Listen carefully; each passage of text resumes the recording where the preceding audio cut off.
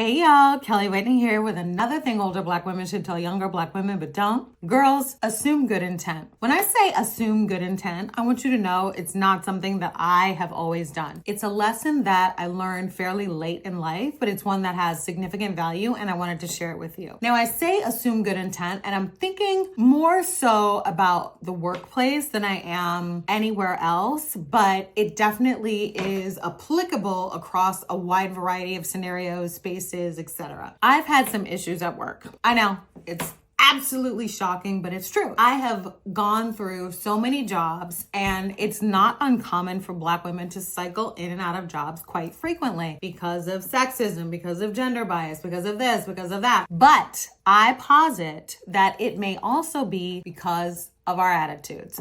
Don't click away.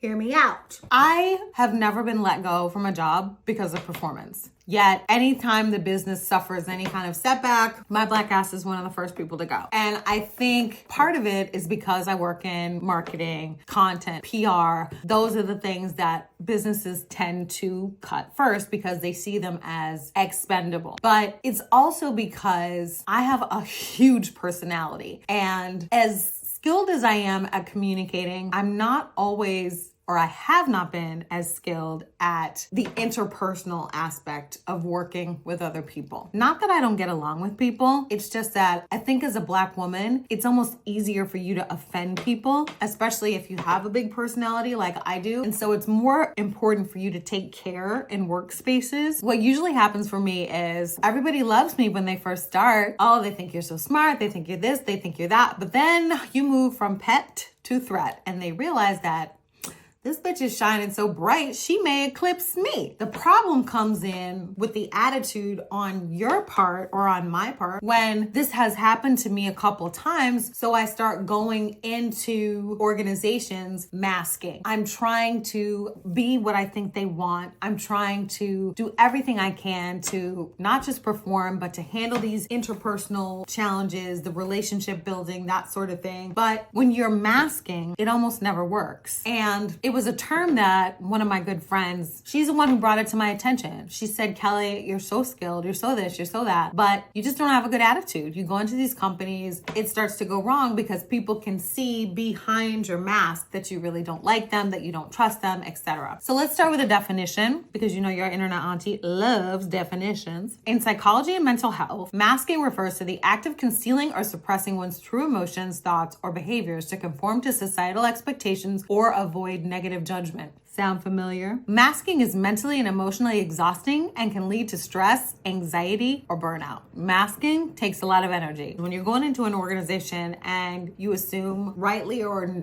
usually not rightly because you just got there and you don't know anybody, so you don't know anybody's intentions, that everybody's out to get you, you're going to have a certain aura about you. We're not Meryl Streep. We're not going in and our mask is immaculate. And even if your mask is Meryl Streep worthy, eventually that sucker's gonna crack. When it cracks, people are gonna see through to how you really feel about them, or it's going to reveal itself in little ways, and it basically inhibits you from building quality relationships with people. It basically helps you on your way out the door. People don't think they can trust you. People don't think they can talk to you. People tend to stay away from you because they sense some aura of negativity, and it's because you're assuming ill intent. You've got to assume good intent until you have overwhelming evidence of the contrary. A lot of times as a Black woman, we're going to encounter microaggressions, poor behavior, people who behave toward us in ways that are really offensive, but they're just trying too hard to be our friends. Unfortunately, that's just the game for Black women in the workplace. And what it means is you have to spend a little bit of extra effort trying to make people feel comfortable. That can be exhausting. And when you go in knowing that you have to do this extra work and you feel resentful about it, that's where the mask comes in. And that's where it's helpful for you to assume good intent. I'm not fucking Pollyanna out here. I don't think that you go into every job and everybody's on your side, but that's not the case whether you're Black, white, blue, or whatever. People are people on jobs and they be on hoe shit on the job. It is what it is. When you assume good intent and you don't have a mask and you let yourself be yourself in front of people, your professional best self, of course, because we don't have the luxury of adopting mediocrity. If you see that's the culture in the company, we must still perform. We must still be better than. That is what it is. Get it out out the mud, girls. You know the game. Going into an organization without your mask can be hugely freeing and can help you to build relationships. And at the end of the day, relationships, almost more than performance, are what's going to help you to thrive, not just survive, and then move forward, get new opportunities to learn, etc. Assume good intent. Even when you're faced with a microaggression, for instance, don't allow your emotions free reign. Lean into the emotional maturity. Think that this person made a mistake, but I need to listen to understand. I'm going to link a video that my girlfriend and I did on women in the workplace, Black women specifically. If you're having challenges, I would encourage you to watch that. Hopefully it'll help you guys out. I think that older Black women don't talk to younger Black women about assuming good intent because we never do that. I'm almost 50 and I just started thinking about this idea or the practice of assuming good intent, especially in mixed company. It's too easy to assume that people are out to get you. Some of them are.